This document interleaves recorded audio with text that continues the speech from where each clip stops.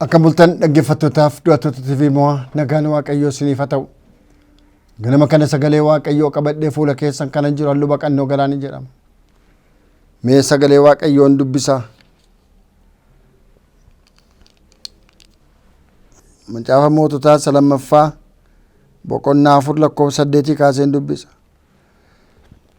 Gaaf tokko Elsaa'i gara mandara Shunam in dhaqee dubartiin soorettiin tokko achi turte.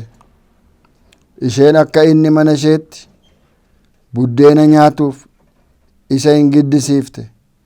Ergasii inni yeroo karaa sana darbu hundumaatti buddeena nyaachuuf ittiin gora ture. Dubartittiin abbaa manaa isheetiin, namichi yeroo hundumaa karaa keenya darbu kun nama qulqullaa'aa nama Waaqayyo akka ta'e ani beeka. Kanaaf bantii manaa irratti kutaa xinnoo ishee in ijaarraaf.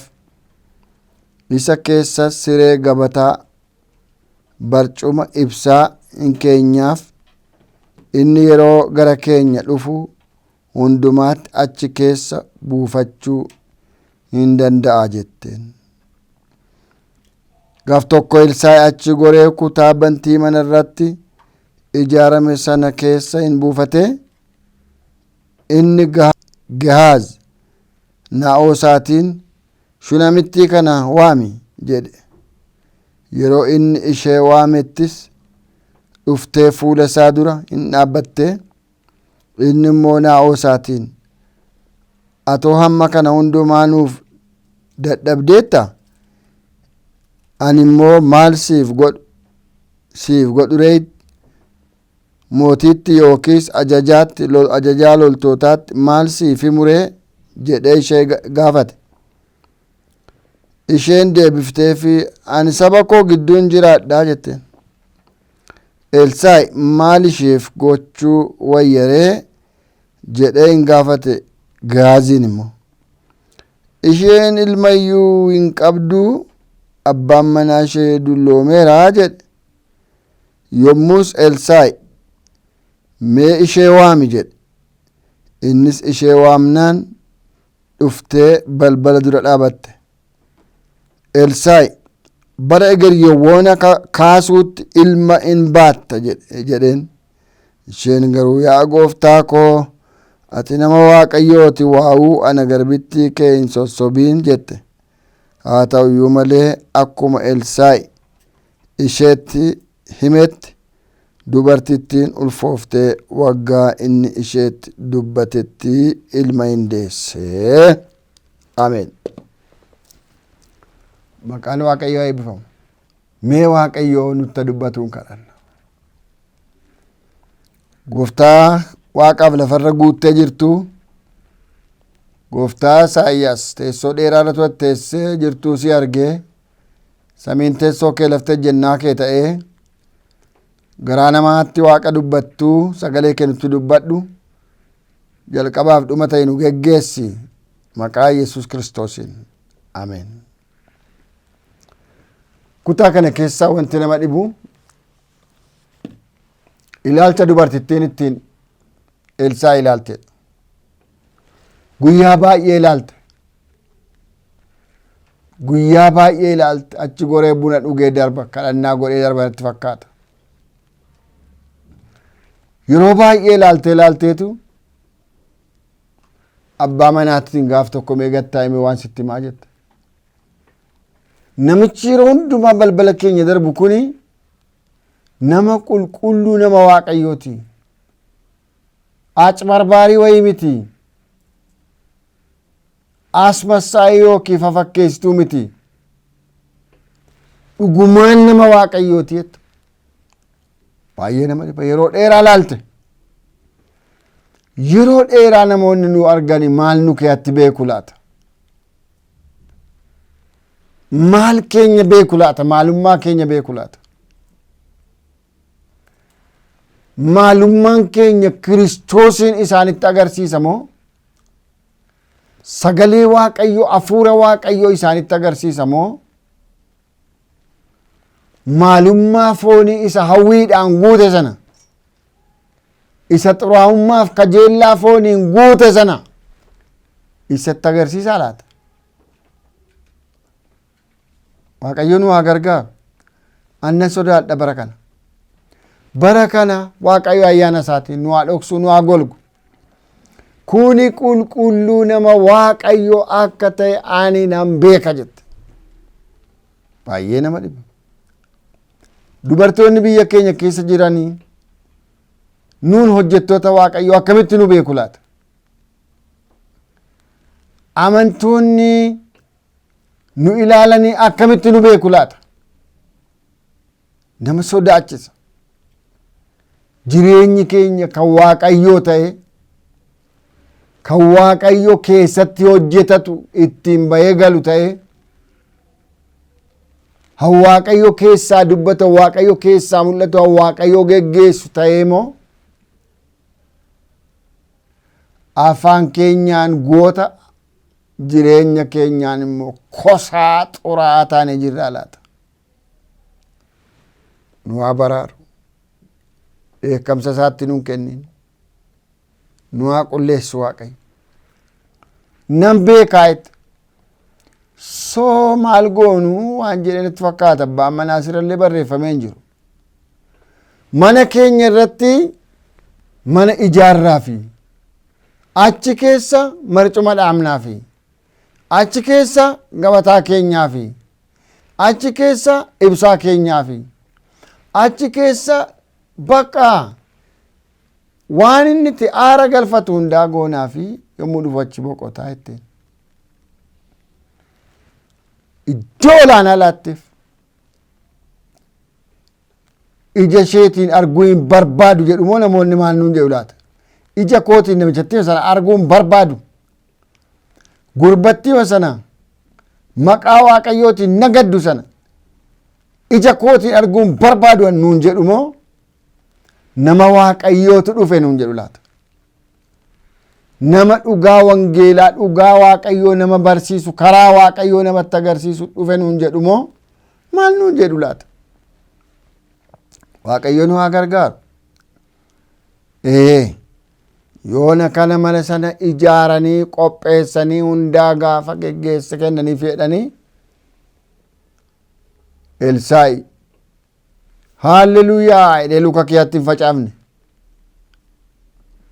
Ani inni jedhe maal goonuuf isheen oolmaa amma kana ga'uun oolte Giyaaz.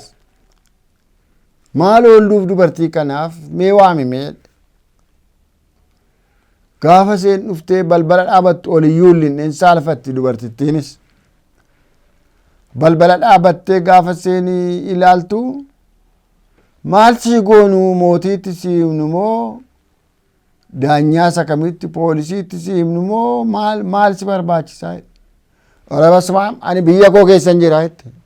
Maalattam anoo giddeen qabu biyya koo gidduu saba koo gidduun bashee jiran rakkoon qabu. Namni ammeessus namni na miidhus namni na jibbus hin jiran natti tolaadha. Qabeenyas qaba Waaqaaf galatu soorettiidha jette. Okay.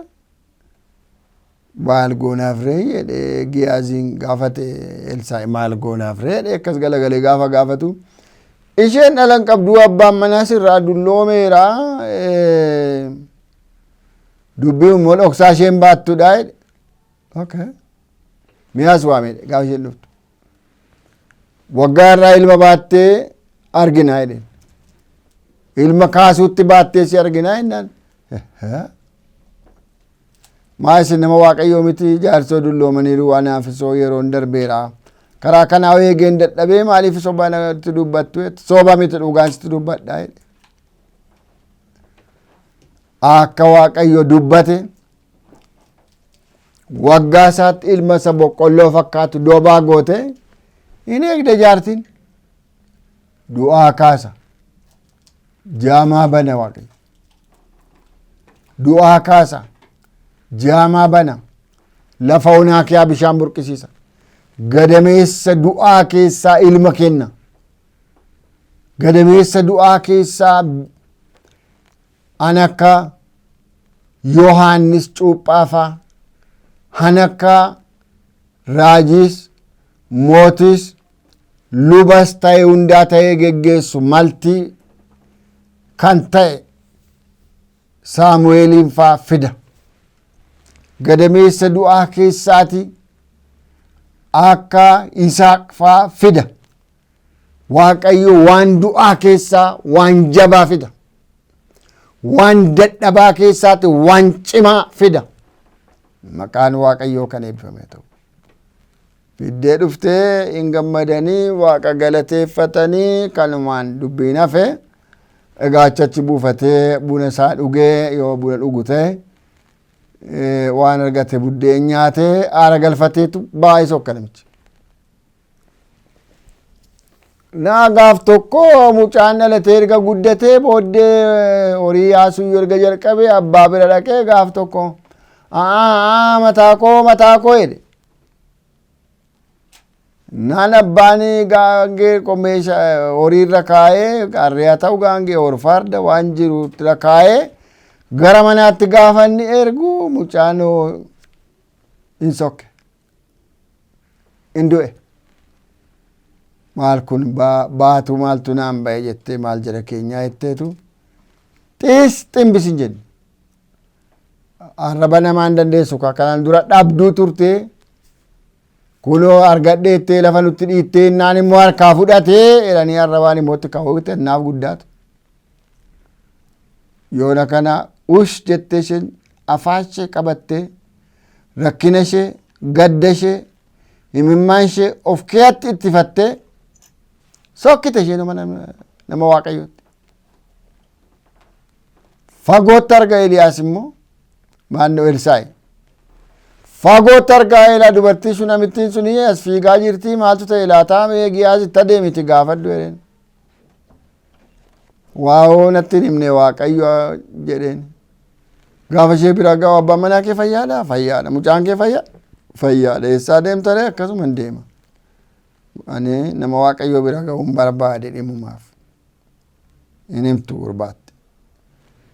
Gaafa dhattee lafa dhooftee miila Elsaa irratti lafa dhooftee harka isheetiin miila isaa cabbattee maali gooftaan dhala naa kenni jedheesi kadhadheera kunoo amma qe'ee boo'ichaa qe'ee gaddaa ta'ee jetteen. Mee dhaqi kadhadhuuf Giyaaz jedhee Waaqayyoon natti hin himne kana immoo maal ijoollee jedhee Giyaazin ergeef.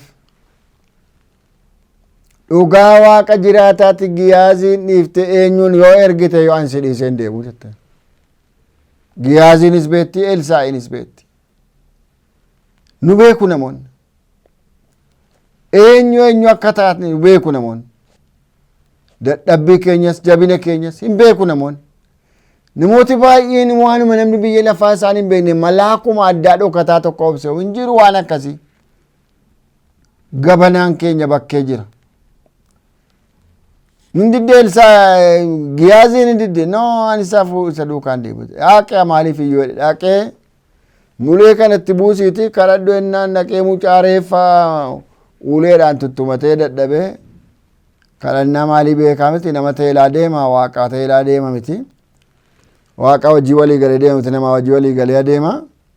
Inni waa adamsa karaatti waa nyaatan karaatti waa argatan isheedhaaf deema. Yoona kanatti dhaqee yaalee dadhabee deebi'ee dhufee gaafa hin dhufu Elsaa'i isin isheen deemotteetti duukaa ka'e innoon dideeren dhiisedhee bira darbee dhaqee irratti lafa dha'ee afaansaatti harkasaa miila isaa walitti qadaadee reeffaa wajjin reeffa ajaa'ibe ganama du'ee wajjin afaan walitti qadaadee baay'ee nama dhiba. Nunni dhukkubsataa lubbuun kee jiru yoo kadhachuu tasayyafna baay'een keenya. Jirra warri jennu baay'een keenya hiyyeessaaf hin kadhannu. Harki keenya hiyyeessarra hin ta'u. Abbaa suufirraa malee hin ta'an keenya. Abbaa suufii giiftii morma warqee quba warqee malee. Waaqayyo immoo hiyyeessa kosii keessaa kaasuu dhufe. Waaqayyo immoo isa cabe isa madaa'e isa dhiigu isa ajaa'ibe lafatti isa lafaa kaasuu dhufe. Waaqayyo hubannaa nuuf haa kennu. Gurbaan bidig jedhe. Gadameessi ishee ni du'e sin ka'e. Mucaa sana fide. mucaan isheen du'es ka'e namicha duukaatti hin saayetu du'aa ka'utu adeema. Maaltu nu duukaa deeman? Namichi tokko bar tokko waan nama naayisu ergamaa du'aatu gatittii koorra jiraa nuun jedhe. Eesheen gaafa dhaqee namaaf kadhadhu battalumatti sokkuu hin cannaqamanidha. Siyaa ifatu waaqayyoon hin fudhannu innee waldaan keenya hin dhaqe bu'aati nama fixxaa innee ariinee waldaa keessa. Gab jedheen ta'uma ergamaa du'aa mandarra deemee nama xaragee fixu baatee adeema. Nama kana duukaa humna du'aa ka'utu jira, humna du'aa kaasutu. Humna galaana dubartoota irraa ulfa baasu fayyisutu duukaa jira. Humna Yordaanosiin banutu duukaa jira. Yoo du'ellee du'aa kaasa humna addaatu duukaa jira. Isa agarte dubartittiin. Kwaalitii sana agarte dubartittiin. Garboota Waaqayyoo, hojjettoota Waaqayyoo. Ganama kana fuula Waaqayyootti akka of ilaallu barbaada. Maaltu nu duukaa jira? Humna attamiin nu duukaa jira? Ayyaana attamiitu nu duukaa jira? Yeroon yeroo dhufaatiin gooftaa jala ga'edha. Of ilaaluu qabna. Fiiguunuma duwwaa batattisuuma duwwaa miti. Namoonni maal nuun jedhu? Unu maal fakkaanna? Annan sodaadha. Fuula Waaqayyotti akka gadi jennuuf Waaqayyo nu haa gargaaru. Haa kadhannu. Yaa Waaqayyo abbaa keenyaa,